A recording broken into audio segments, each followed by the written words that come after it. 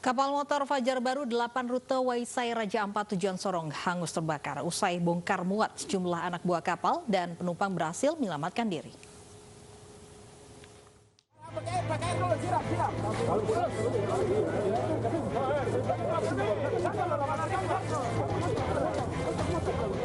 Minggu malam, dek kapal KM Fajar Baru 8 yang bersandar di dermaga Pelabuhan Rakyat Sorong, Papua Barat hangus terbakar api.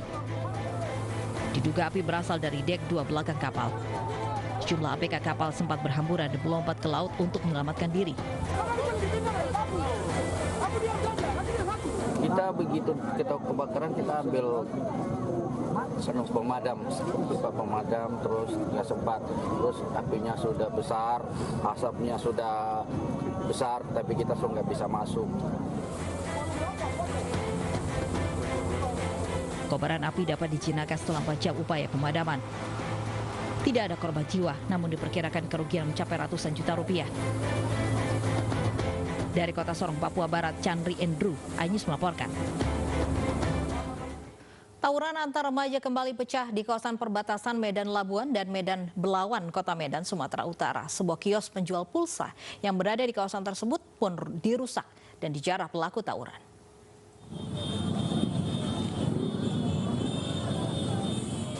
Tawuran antar dua kelompok remaja kembali pecah di titik perbatasan Medan Belawan dan Kecamatan Medan Labuan, Kota Medan. Hal ini pun membuat arus lalu lintas terhenti selama 1 jam lamanya. Tawuran pecah diduga akibat dendam lama yang tak kunjung usai antar kedua kubu.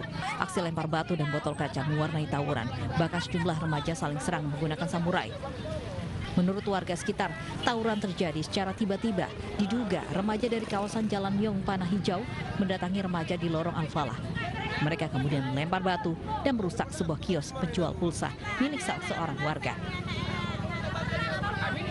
Mulai memang orang itu nyerang luan, nggak tahu ya tadi kan biasanya kan nggak pernah tiba-tiba udah ngancurin sepa-sepanya, lempar batu, jadi mau menyelamatkan barang-barang nggak bisa lagi. Sempat jadi dijarah tadi kak? Diserbu sama orang itu semua. Dari dalam apa yang hilang kak? Duit sama handphone. Duit berapa? 600.000. Handphonenya ada berapa banyak yang hilang? Satu kak ya. Aksi tawuran akhirnya berhenti setelah petugas kepolisian dari Polsek Medan Belawan tiba dan melepaskan tembakan ke udara. Akibat tawuran ini sejumlah rumah warga rusak, seorang pengendara sepeda motor terkena lemparan batu. Dari Medan, Sumatera Utara, Yuda Bahar, iNews melaporkan. Nekat serang dan rusak sepeda motor milik warga di kawasan Jatinegara, sejumlah pemuda ditangkap tim Satuan Gerak Cepat Raja Wali Polres Metro Jakarta Timur. Sempat berusaha kabur, 2 pemuda berhasil diamankan petugas.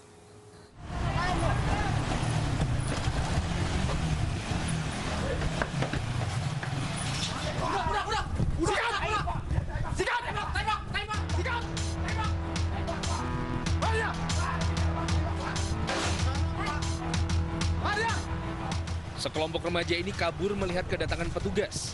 Mereka kabur usai menyerang dan merusak motor milik warga Gang Mayong, Rumpung, Jatinegara, Jakarta Timur. Aksi kejar-kejaran tak terhindar, polisi mengejar para pelaku yang berusaha kabur. 2 pelaku akhirnya bisa diringkus polisi saat bersembunyi di kamar mandi milik warga. Dari keterangan warga, aksi penyerangan sekelompok pemuda itu terjadi secara tiba-tiba dan tanpa adanya permasalahan yang jelas.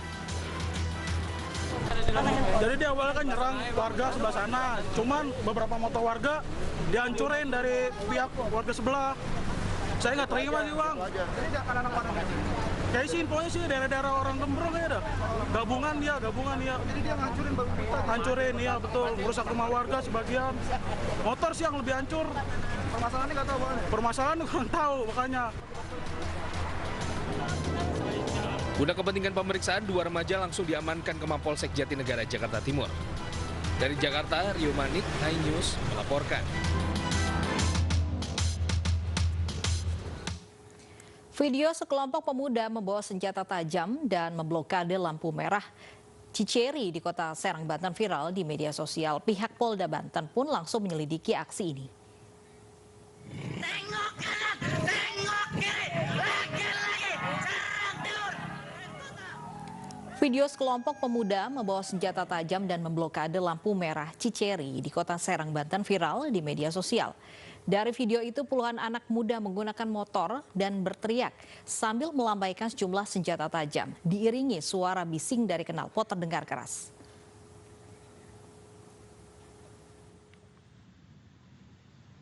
Polisi berhasil mengamankan 10 orang anggota geng motor yang videonya viral di media sosial. Mereka diamankan di tempat berbeda di kediamannya masing-masing. Polisi mengamankan 7 senjata tajam jenis celurit dan gosir serta 4 buah handphone yang digunakan untuk berkomunikasi. Saat ini polisi masih terus mengejar sisa pelaku yang masih kabur. Dari pemeriksaan awal, aksi geng motor ini merupakan bentuk balas dendam.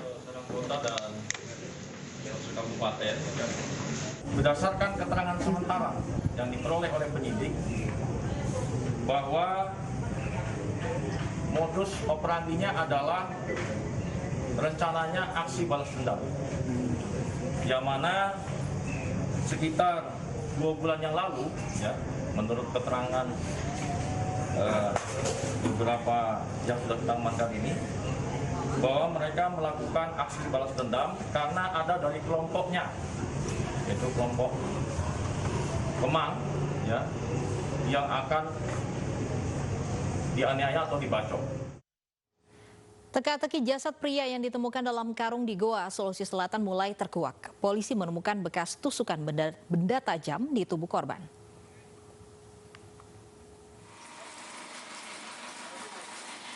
Usai melakukan visum, petugas Bidokes Polda Sulsel menemukan bekas tusukan benda tajam yang diduga sebagai penyebab tewasnya korban. Korban diduga telah dibunuh 3 hari sebelum ditemukan. Saat ini jasad korban yang ditemukan dalam karung di sebuah kebun milik warga masih berada di Rumah Sakit Bayangkara Makassar untuk diotopsi lebih lanjut. Korban diperkirakan kurang lebih 30 tahun. Ya, karena memang belum diketahui persis ekstra-ekstra. Dia korban pembunuhan, Bang.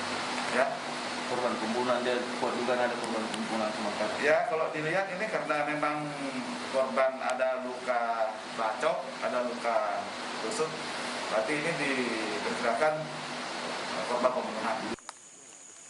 Sebelumnya, warga Goa, Sulawesi Selatan mencari korban yang hilang selama 2 hari. Tak kunjung pulang, korban akhirnya ditemukan tak bernyawa terbungkus karung. Saat kejadian, telepon genggam serta sepeda motor korban diduga dibawa pelaku yang hingga kini masih diselidiki polisi. Dari Goa, Sulawesi Selatan, Bukma, iNews melaporkan. Informasi selanjutnya, pemirsa, Partai Demokrat dari kubu AHY mendatangi kantor Kemenkumham dan KPU untuk mempertegas legalitas partai berlogo Mercy. Senada, kubu KLB Deli Serdang juga mewacanakan datangi kantor Kemenkumham. Ratusan kader dan pimpinan Partai Demokrat sudah memenuhi kantor DPP Partai berlogo Mercy sejak pagi tadi. Mereka berencana mendatangi kantor Kemenkumham dan KPU untuk mempertegas legalitas Partai Demokrat. Hal ini menyusul digelarnya KLB di Deli Serdang yang mengusung Muldoko sebagai ketua umum. Aksi mendatangi kantor Kemenkumham akan dipimpin langsung oleh Ketua Umum Partai Demokrat Agus Harimurti Yudhoyono.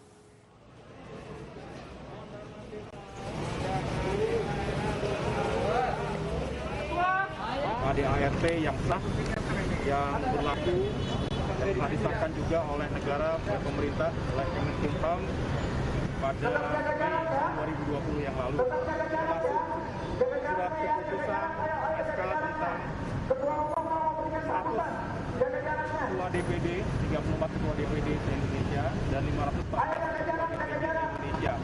Sekali lagi yang sah, yang memang terdaftar sebagai pemegang hak suara yang sah dan konstitusional di Partai Demokrat. Baik, pemirsa dan juga Fandi, ini kubu dari AHY sudah datang ke Kemenkumham. Pertanyaannya, apakah kubu dari Deli Serdang juga hari ini akan mendatangi Kemenkumham untuk menanyakan sama-sama legalitas dari kedua kubu tersebut? Ini akan menarik karena satu kubu akan berusaha mendapatkan legalitas, satu kubu berusaha untuk mempertahankan legalitasnya. Kita tanyakan apa informasi terbaru dari Kemenkumham. Ada rekan kami di sana yang tengah bertugas yang hari ini, Hasbi Aula. Hasbi, ada informasi terbaru apa dari Kemenkumham?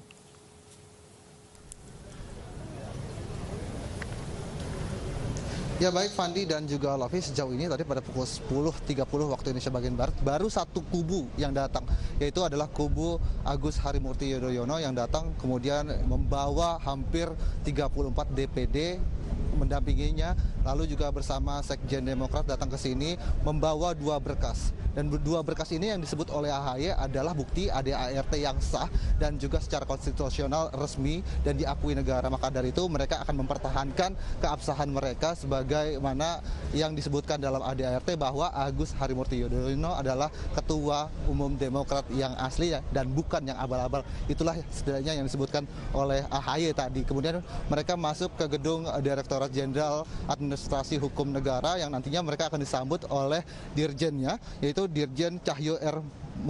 Mushar, yang nantinya juga akan melakukan rapat terlebih dahulu mengetahui apa tujuan Partai Demokrat dari kubu AHY ini, akan menyampaikan apa.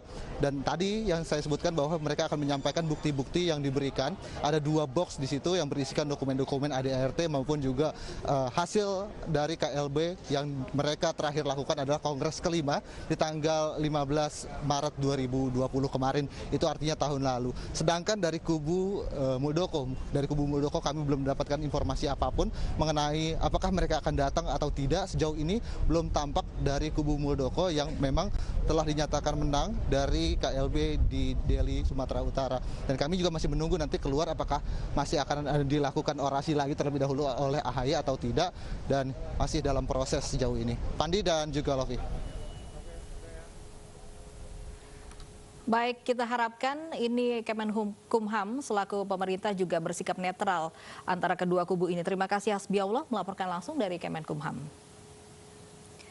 Pemirsa, akibat emosi aksi preman dilakukan petugas Dinas Perhubungan atau Dishub di Jembatan Timbang, Kabupaten Pasuruan, Jawa Timur. Petugas melempar besi panjang hingga kaca truk pecah. Dilempar sama petugas Dishub Timbangan. Inilah video amatir yang direkam Henry, warga Lumba, Kabupaten Probolinggo, Jawa Timur. Usai truknya dilempar besi oleh petugas Dinas Perhubungan di Jembatan Timbang, Desa Sedarum, Pasuruan. Tampak di video kaca truk pecah dan sebuah besi menancap di bodi truk. Video ini pun kemudian viral di media sosial.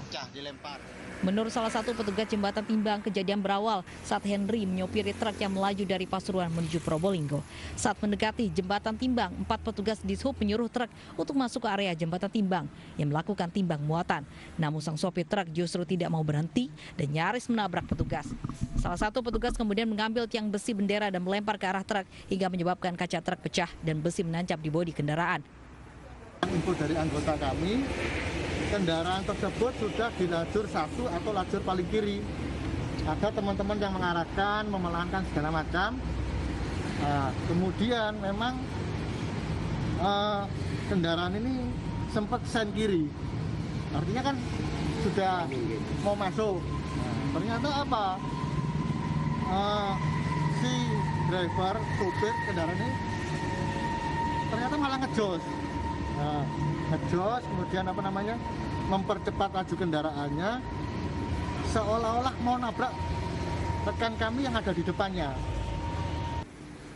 Petugas dari Polsek Nguling dan Dinas Perhubungan Provinsi Jatim akhirnya bisa mendamaikan antara supir truk dan 4 petugas Dishub hingga kasus ini tak sampai ke ranah hukum. Refleks petugas Dishub itu melemparkan bendera yang tongkatnya terbuat dari besi hingga mengenai kendaraan truk dan kacanya pecah. Atas kejadian tersebut, akhirnya pengemudi dan petugas Dishub menyelesaikan permasalahan ini secara kekeluargaan dan petugas Dishub mengganti rugi atas pecahnya kendaraan tersebut. Kedua pihak baik petugas Dishub dan sopir truk berjanji tidak akan mengulangi perbuatannya dan akan mematuhi peraturan yang berlaku. Dari Pasuruan, Jawa Timur, Jaka Samudra Ayus melaporkan.